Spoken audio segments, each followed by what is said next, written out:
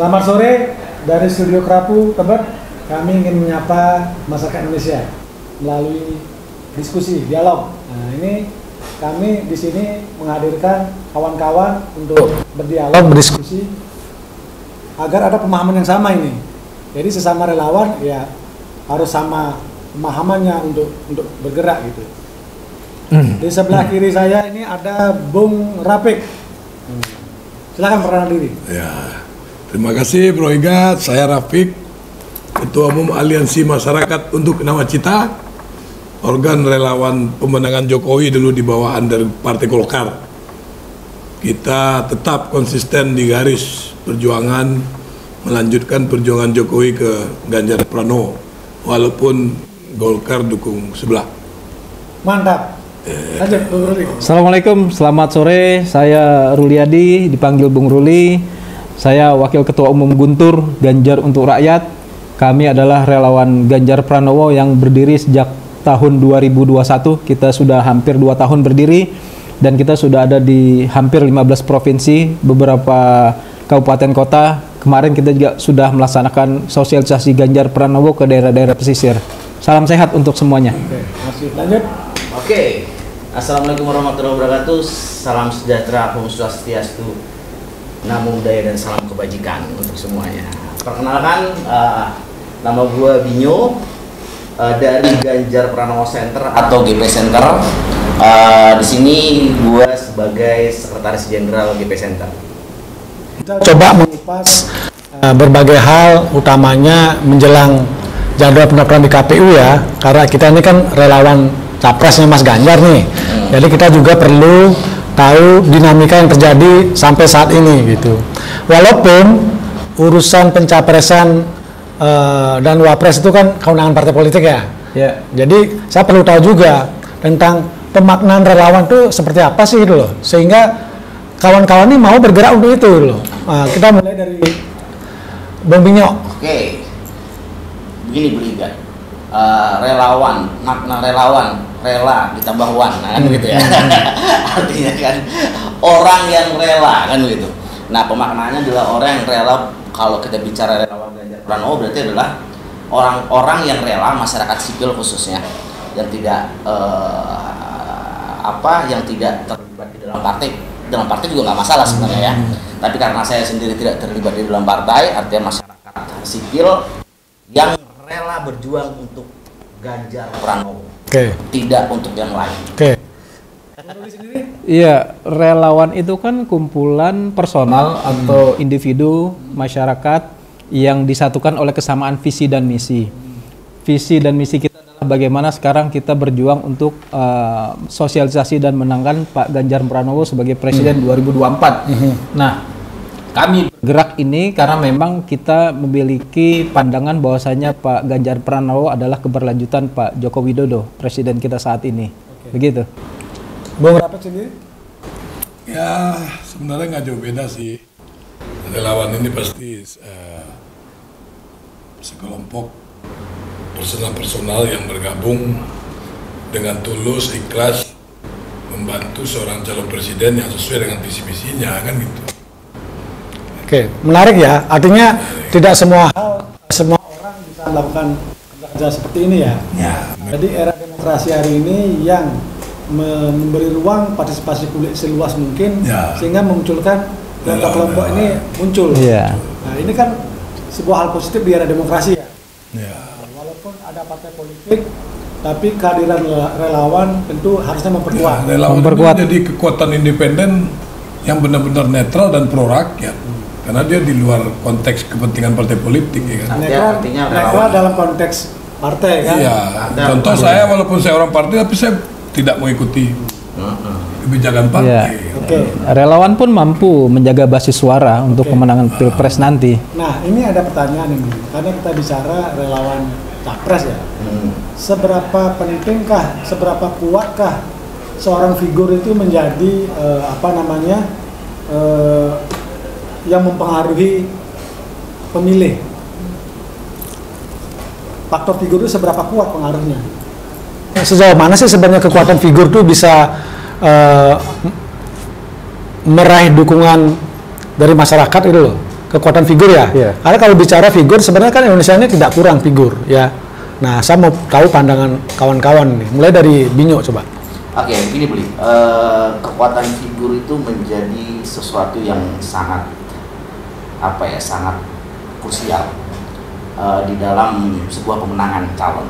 Nah, kekuatan figur ini kan dibangun dari macam-macam ya, dari elektabilitas, dari kapabilitas, dari ideologi atau yang lain-lain. Nah, kita belajar dari periode Joko Widodo, ya kan?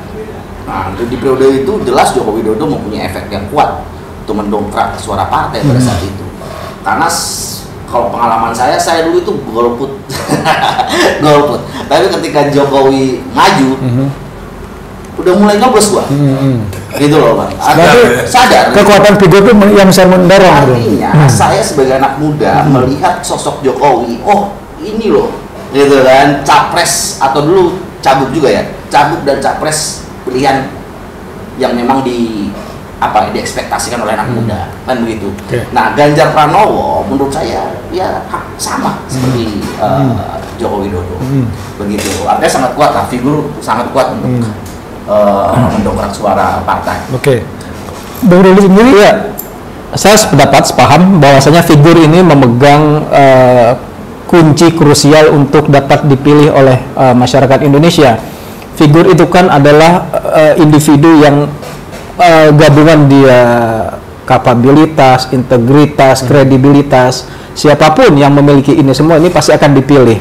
Sosok ini sangat menentukan. Jadi figur itu adalah figur orang yang dilihat oleh masyarakat sesungguhnya. Dia tulus dengan rakyat, dia dekat dengan rakyat, dia tidak berjarak dengan rakyat, dia komunikasinya dengan rakyat tidak ada hambatan. Ini figur yang sangat menentukan bagi kita, dan kita melihat sosok ini ada dalam diri Pak Ganjar Pranowo seperti halnya Pak Joko Widodo beberapa waktu yang lalu. Insya Allah kita terus mensinergikan ketulusan sikap dari Pak Ganjar Pranowo dalam berkomunikasi dengan rakyat Indonesia. Oke, Bung Rafiq, tadi udah disinggung bahwa kekuatan figur itu sebenarnya kan menjadi magnet dia, sehingga orang punya ketertarikan. Ketika tertarik, orang jadi memilih. Nah, di tengah disrupsi teknologi ini kan batasan antara fakta dan hoax ini kan tipis sekali itu ya. Bagaimana meyakinkan publik yang tidak semua sebenarnya melek IT ya. Tidak semua walaupun punya gadget, tidak semua masyarakat mengakses informasi dengan benar dari sumber yang valid. Nah, itu strateginya seperti apa meyakinkan bahwa figur yang kita tampilkan ini yang terbaik itu? Bicara strategi untuk memperkuat figur calon kandidat kita ya tentu dengan banyak berinteraksi dengan masyarakat. Caranya kan dua, berinteraksi langsung, yang kedua ya melalui teknologi digital sekarang ya kan, dengan dia seperti yang kita lakukan sekarang gitu. Kalau langsung ya kita sering-sering ngobrol, terus menjelaskan mereka, merubah mindset mereka, melakukan edukasi politik yang benar-benar gitu. Tentu berdasarkan data, fakta semua kan. Zaman sekarang kan nggak ada yang bisa dibohongin. Jelas kok semua kok, track record seseorang gitu. Oke, itu tentu menjadi harapan kita ya. Memang kalau bicara mensosialisasikan, kalau door to door, langsung ke tengah-tengah masyarakat itu membutuhkan effort yang luar biasa, ya kan? Itu kekuatan jaringan lagi. Ya, daya jelajah sangat luas, itu membutuhkan energi yang besar. Nah, maka dari itu kita tentu bersepakat bahwa media media internet ini menjadi sarana yang efektif ya, yang efisien, bisa menjangkau seluas mungkin masyarakat. Ya, digital. Jadi kita ini sudah punya alasan tentunya kan, punya sebuah penilaian bahwa seorang figur Mas Ganjar ini kita yakini yang terbaik ya dari yang ada. Nah, karena namanya pemilu ini kan kita hanya memilih satu presiden kan, nggak mungkin pasangan dua kan, pasangan dulu. Sehingga ya suaranya tentu atas keyakinan kita seorang Mas Ganjar gitu. Nah, kita akan mungkin melakukan penajaman lebih fokus kepada figur Mas Ganjar sendiri gitu, karena calon lain biarlah mereka yang mengeksplorasi diri gitu, memperkenalkan diri ya. Kita fokus kepada pengenalan sosok Mas Ganjar. Karena kalau dari hasil survei ini kan sebenarnya pernah mengalami penurunan kan, karena hanya isu satu isu bisa berdampak gitu loh. Tapi syukur hari ini sudah mulai naik gitu, dan ini harus kita rawat. Jangan sampai turun lagi gitu. Popularitasnya Mas Ganjar kan masih bisa dinaikkan ini. Nah, inilah tugas kita semua relawan. Kemarin beliau di kampus sudah diundang untuk mempresentasikan gagasan-gagasannya untuk Indonesia itu seperti apa. Ada 3 dasar yang menjadi fondasi bagaimana beliau nanti menerjemahkan program-programnya. Satu misalnya bagaimana melipat gandakan pendapatan negara. Karena pemerintah ini kan hidup dari pendapatan negara kan, pajak. Bagaimana teman-teman bisa menerjemahkan ini agar lebih bisa dipahami oleh masyarakat. Mulai dari Bung Rafiq dulu. Kita akui di era Jokowi ini beliau sudah banyak melakukan terobosan fondasi dalam hal meningkatkan pendapatan negara kan. Salah satunya contoh kebijakan ekspor tambang yang tidak boleh baku, ya kan? Boleh mentah. Tidak boleh mentah. Terus ya investasi untuk bidang pengelolaan sumber daya alam kita, sehingga nilai jualnya bertambah, nilai jual bertambah, berefek ke pajak pendapatan negara. Ya intinya melakukan kerja-kerja maksimal pengelolaan potensi sumber daya alam kita, ya kan. Nah, Pak Jokowi sudah banyak melakukan fondasi dan Pak Ganjar tinggal melanjutkan gitu. Dan saya yakin optimis eranya Mas Ganjar pendapatan negara kita akan meningkat gitu dari kebijakan-kebijakan tadi. Oke.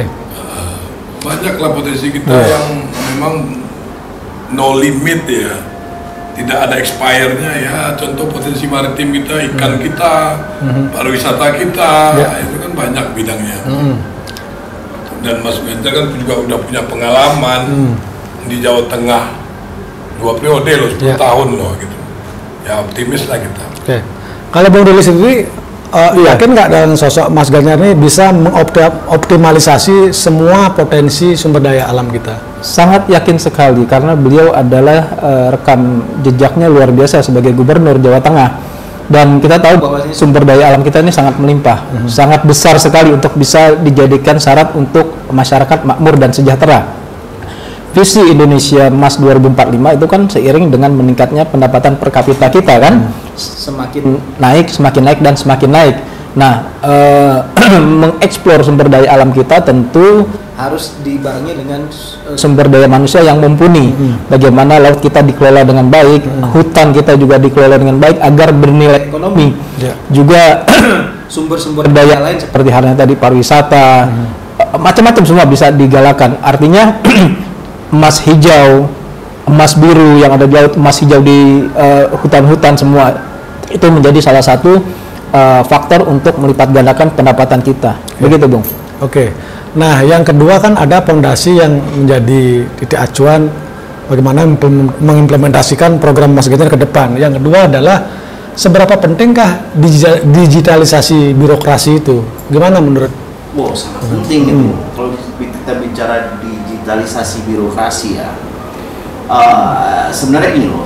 Kalau kita bicara Ganjar Pranowo ini kita sudah, itu semua apa yang kita butuhkan untuk Indonesia ini sudah pernah dilakukan di masa jabatan di Jawa Tengah, dalam skala kecil Jawa Tengah.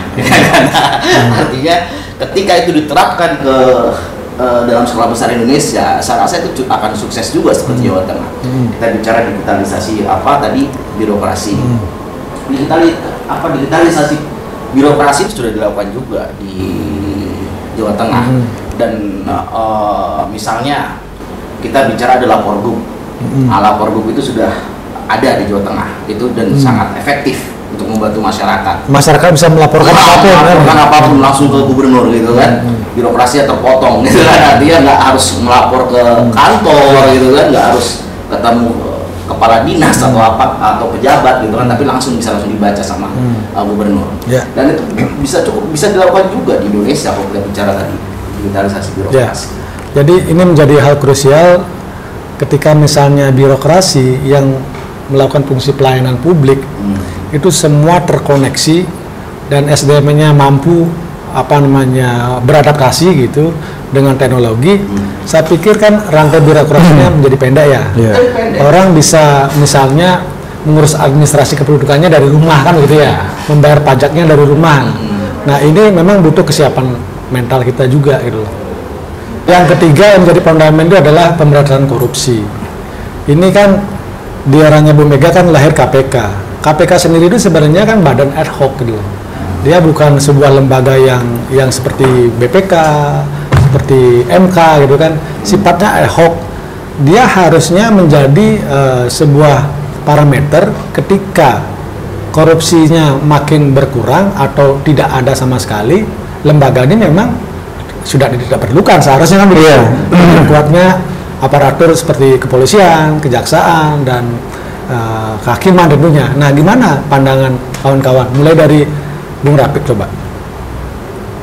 Karena Anda bilang era Jokowi yang kedua ini KPK dilemahkan. Nah, itu seperti apa? Apa benar itu? Kalau mengenai Ganjar Pranowo saya optimis lah, karena dia basicnya kan hukum. Dia basicnya hukum. Dia menguasai ya kan masalah hukum. Dan juga kita lihat ketika dia di Jawa Tengah, komitmen beliau dalam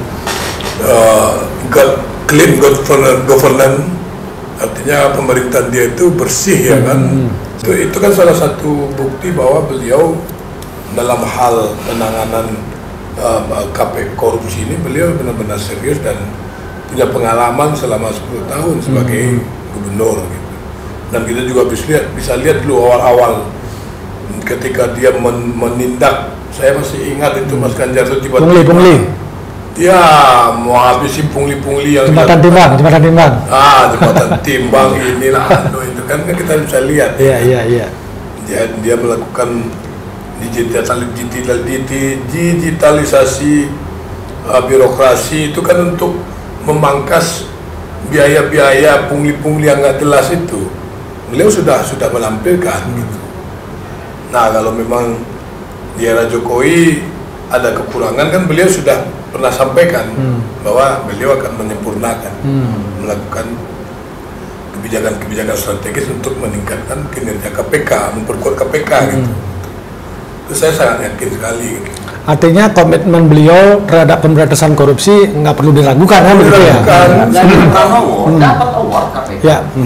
Ketika pertama kali jadi gubernur, langsung ketahuan kepala dinas korup, langsung dipecat namanya kan, tanpa ada putusan hukum, langsung dipecat. Karena ditanya sama dia, lu korup, iya Pak, ya udah langsung pecat. Kan begitu. Itu. Nah, kalau bicara KPK tadi, kita bicara KPK sebagai lembaga ad hoc yang independen, atau kalau menurut saya sih itu sebenarnya ya apa ya? Kalau sekarang malah lebih kuat menurut saya gitu loh. Dan KPK kalau menurut walaupun pada akhirnya kepercayaan publik menurun lah ya. ada akhir-akhir ini agak menurun karena ada beberapa menteri Jokowi diperiksa KPK kejaksaan sampai sekarang nggak jelas. Misalnya Menteri Pertanian, Menko Perekonomian, Menko termasuk Menkonya ini dari saya nggak peduli bukan dari Golkar kalau salah sikat nggak ada urusan lagi sekarang ini. Tapi kan ada rencana KPK bergabung dengan lain. Nah, kalau menurut saya sih itu jangan lah, karena kan orang sekarang aja masih berkeliaran kok, kalau dibubarin apalagi kan gitu ya. Jadi gini dalam perspektif saya ya, sebenarnya indikator keberhasilan dalam pemberantasan korupsi adalah lebih kepada pencegahan. Betul. Nah, bukan kepada jumlah orang ditangkap. OTT itu kan sebenarnya secara simultan harus mengubah paradigma kultur masyarakat. Jadi jangan merasa bahwa itu sesuatu yang membudaya itu loh. Itu sebenarnya hal keliru. Nah, kemudian terkait dengan pemberantasan korupsi, kan ada yang masih mengganjal nih di rakyat, aspirasi rakyat bahwa RUU perampasan apa namanya aset koruptor tuh sejauh mana nanti bisa diimplementasikan? Iya. Ini kan kita meyakini sosok beliau. Korupsi ini kan kejahatan luar biasa. Penanganan juga harus luar biasa. Artinya harus ada program atau terobosan yang bersifat permanen.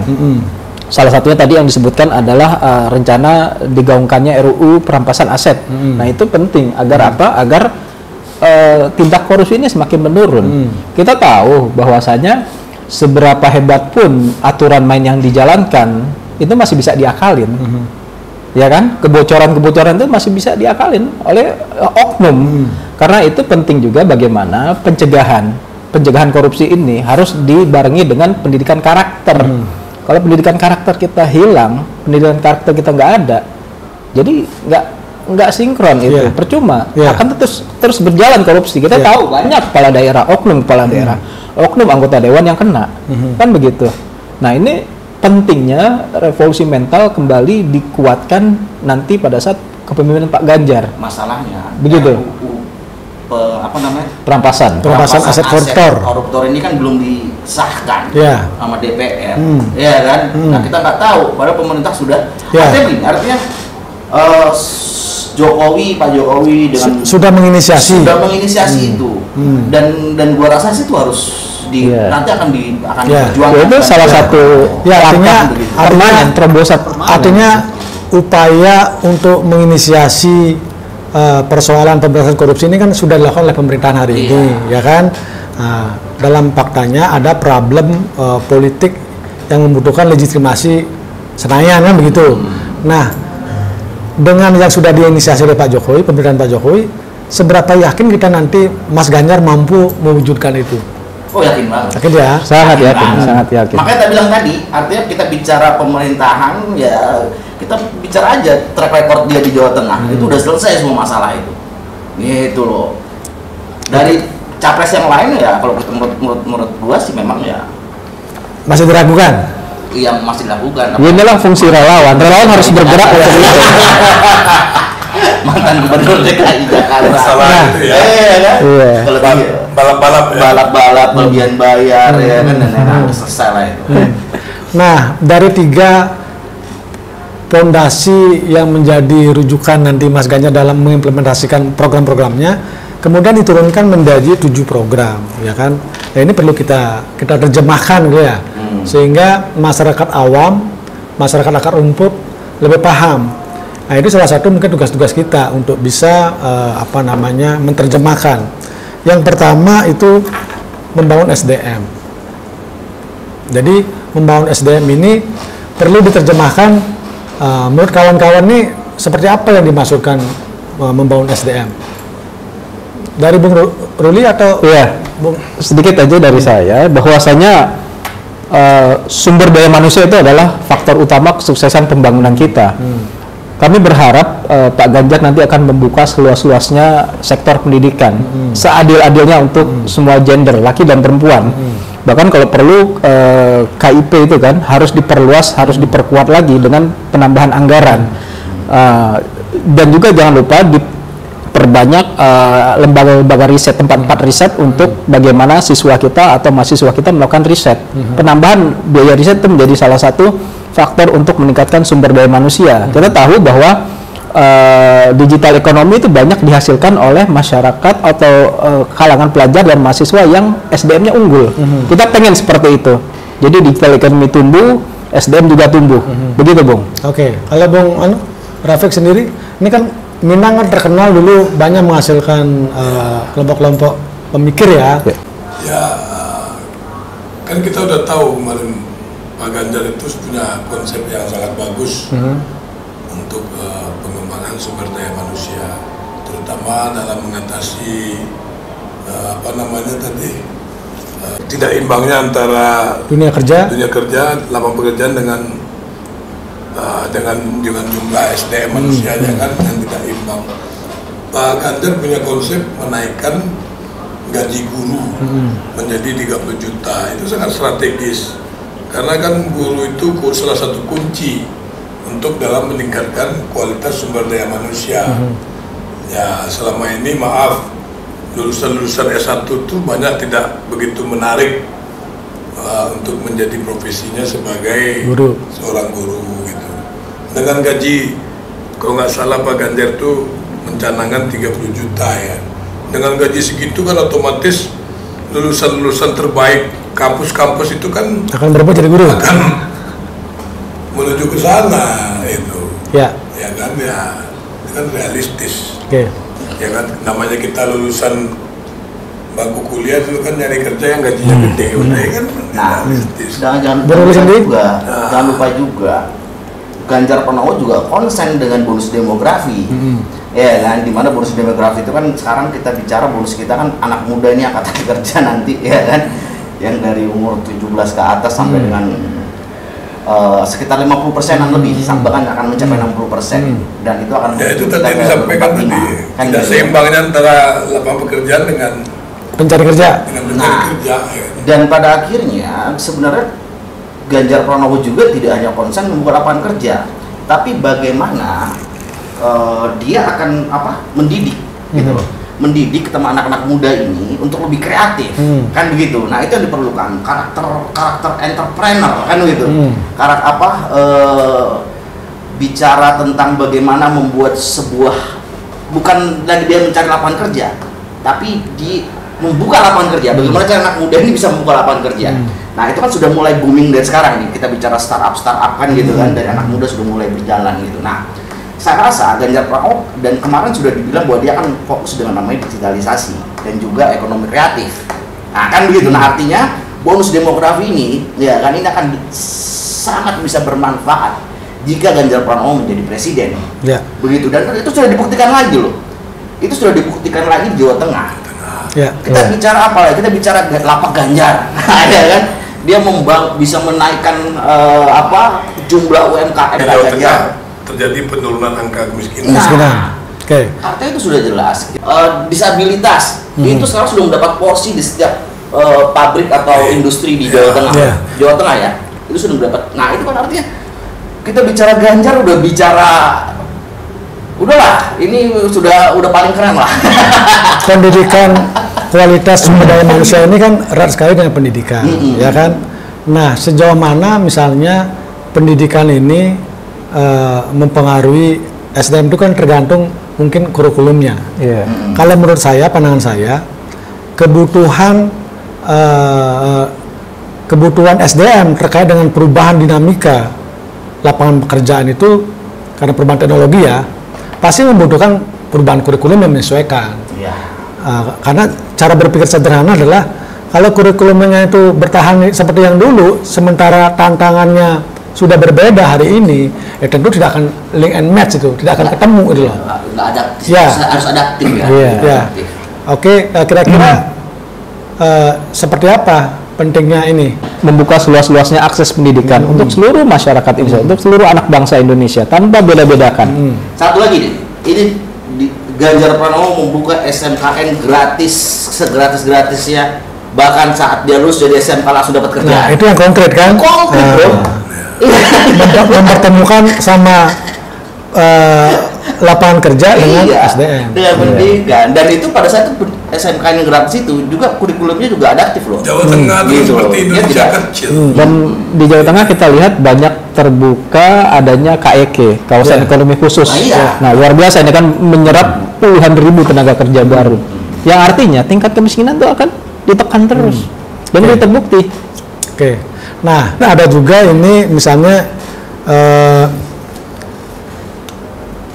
menghapus kemiskinan, jadi udah terkait ya kalau peningkatan sumber daya manusia, nah, itu pelan-pelan akan menghilang dengan secara alami gitu. Dan itu terjadi di Jawa Tengah kalau bicara kemiskinan. Angkanya turun. Mendorong hilirisasi menuju pabrik kelas dunia, artinya industri ya. Kita ini kan negara agraris, walaupun kita ini menuju high-tech ya, kita harus mengejar juga teknologi tinggi. Tapi struktur masyarakat kita kan agraris. Nah, ketika hilirisasi itu berhasil dilakukan, bagaimana dengan masyarakat agraris itu? Kalian terkait dengan ketahanan pangan ya? Bagaimana pandangan kawan-kawan? Karena Pak Jokowi kan dalam waktu singkat ini membangun kurang lebih udah hampir 40 bendungan kan. Iya. Jadi kalau misalnya infrastruktur bendungan itu sudah dibangun sebegitu cepat dan targetnya 60 bendungan, lalu SDM-nya yang memiliki ketertarikan di dunia pertanian itu tidak ada, saya nggak khawatir ini jadi monumen. Nah, seberapa concern nanti Mas Ganjar melihat pertanian ini menjadi penting? Jadi gua ingat Marheng. Ya karena ketika bicara Marheng, pada saat Bung Karno melihat sosok Marheng itu kan dia punya tanah ya kan, dia bisa bertani. Tapi apa yang kurang? Teknologinya, alat produksinya, tata niaganya. Nah, itu yang perlu. Nah, zaman Jokowi sekarang dia sudah membangun fondasi. Beliau sudah membangun fondasi, infrastruktur dan lain-lain. Nah, tinggal di zaman Ganjar ini tadi bicara teknologi, kan? Bicara pengetahuan, bicara inovasi tentang pertanian. Kita evaluasi dikit lah ya kan. Era Jokowi ini masih belum maksimal kan masalah pertanian. Kebetulan saya kan juga dikit-dikit lah pelajari ke bawah faktor permasalahan pertanian itu tadi kan faktor konflik interest. Ini pengen impor karena ada cuan, ya kan? Ini dimainkan harga beras lokal, harganya murah, sehingga produksi petani dikit, impor gede, cuan, ini kan gitu. Itu tata niaga. Tata niaga yang kita bilang. Nah, apa jaminan seorang Ganjar Pranowo akan lebih baik? Saya melihat ini bicara dalam konteks politik, ya kan?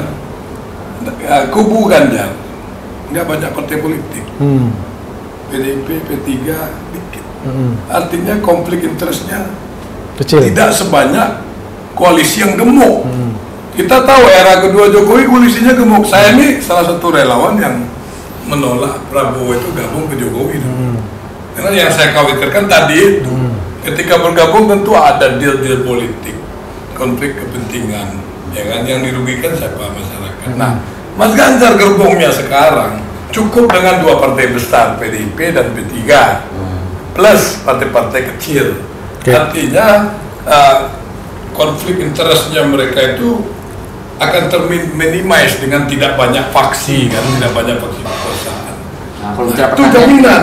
Sehingga nanti apa kepentingan yang kayak cuan-cuan tadi bisa terminimize. Ya, impor pertanian itu. Nah, petani bisa lebih diperhatikan. Ada kuncinya.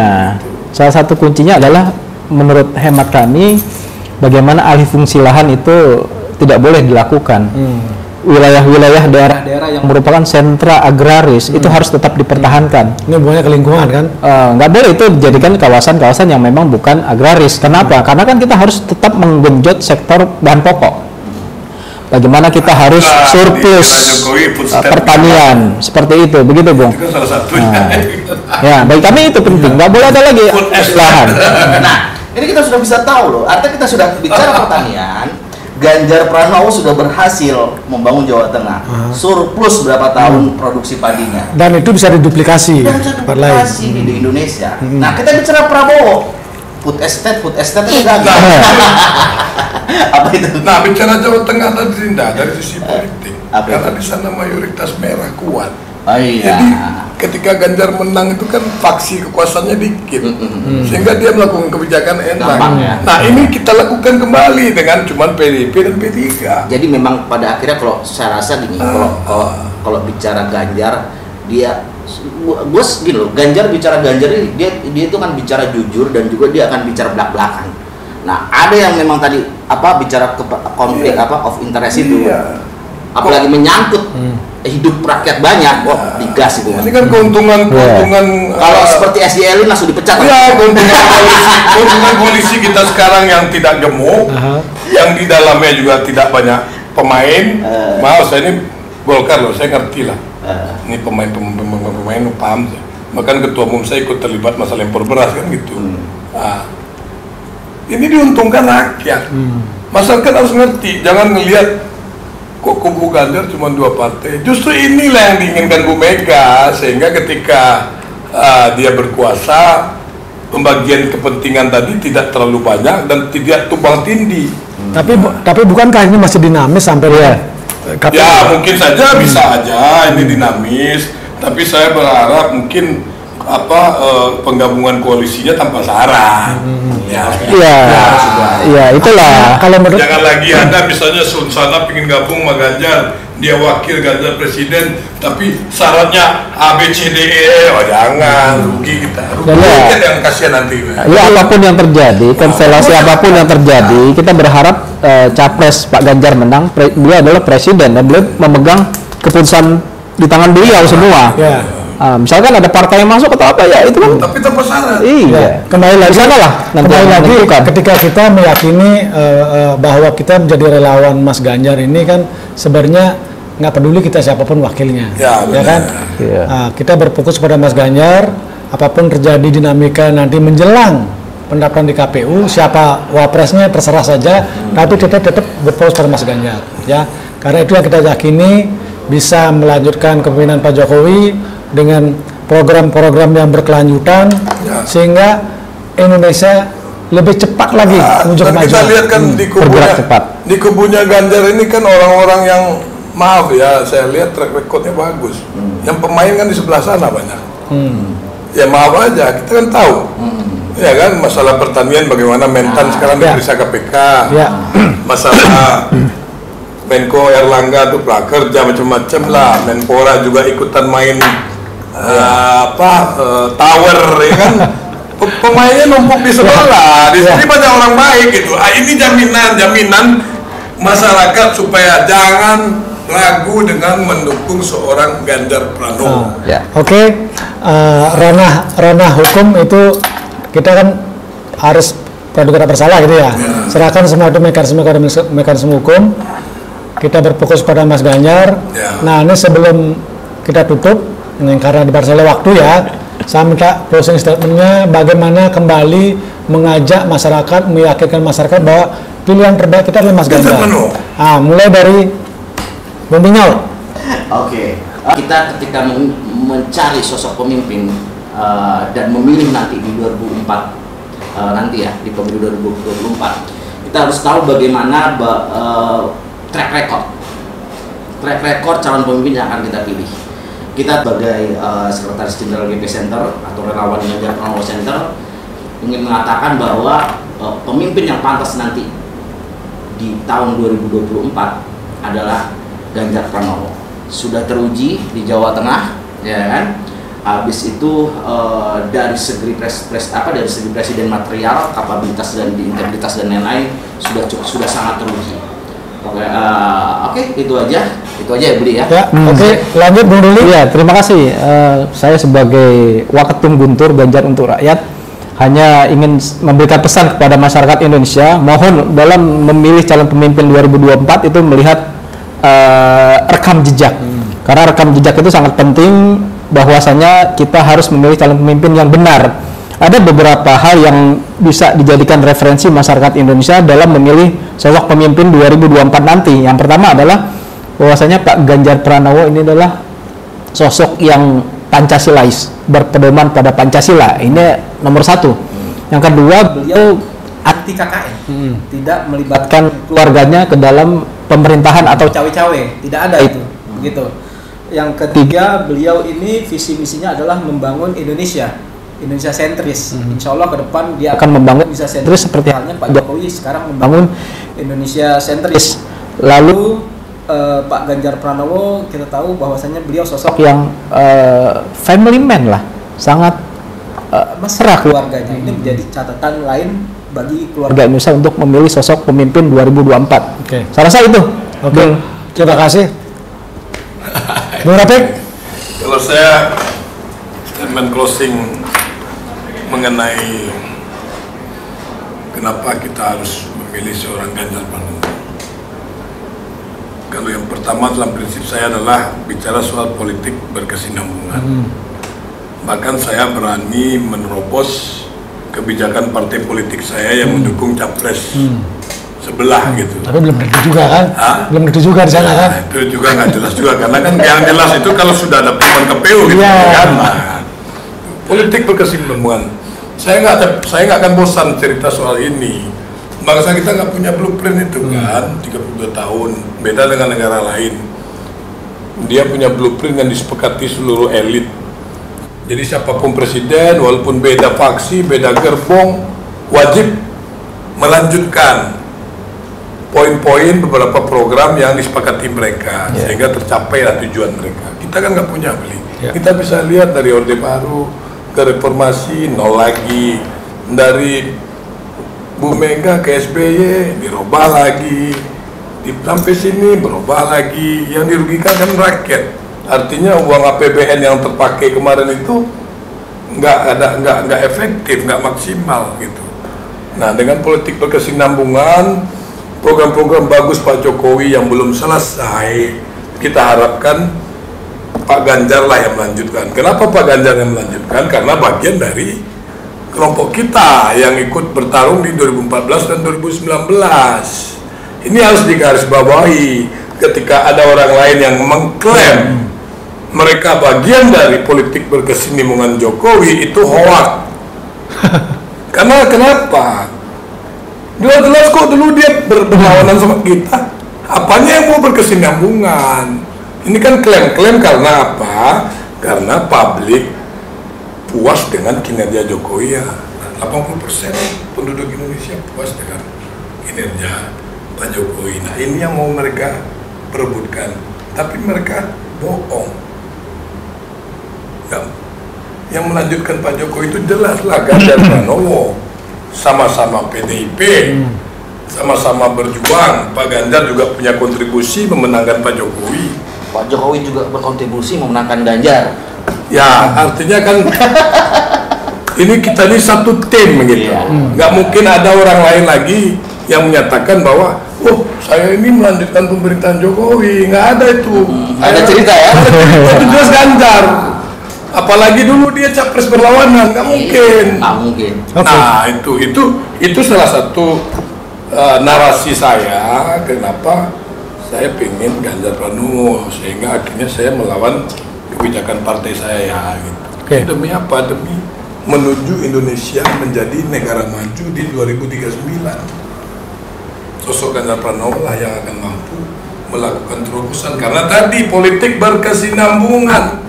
Kalau tiba-tiba yang jadi 2024 kubu intoleran, ya nggak jadi nol lagi barang ini ya kan?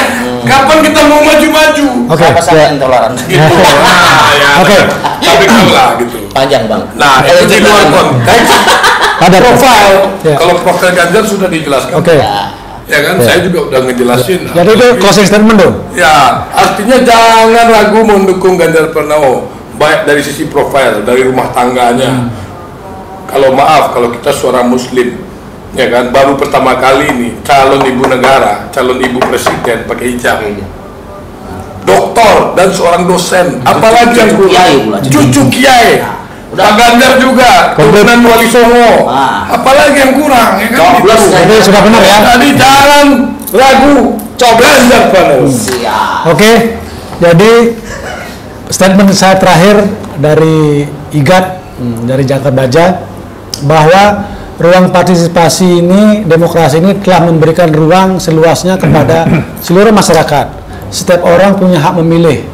Oleh karena itu, jangan sia-siakan hak suara Anda. Kita sudah melalui proses demokrasi ini cukup panjang. Jadi jangan sampai mengulang kesalahan. Demokrasi itu prinsipnya adalah mencari yang terbaik. Jadi saya mengajak kita semua teliti sebelum memilih. Kalau kami sudah berkeyakinan Mas Ganjar yang terbaik. Amin. Mudah-mudahan kami semua ini bisa menjadi referensi pilihan daripada masyarakat Indonesia. Terima kasih. Selamat sore. Salam dari Studio Kerapu, Tebet. Merdeka. Menang total. Menang total.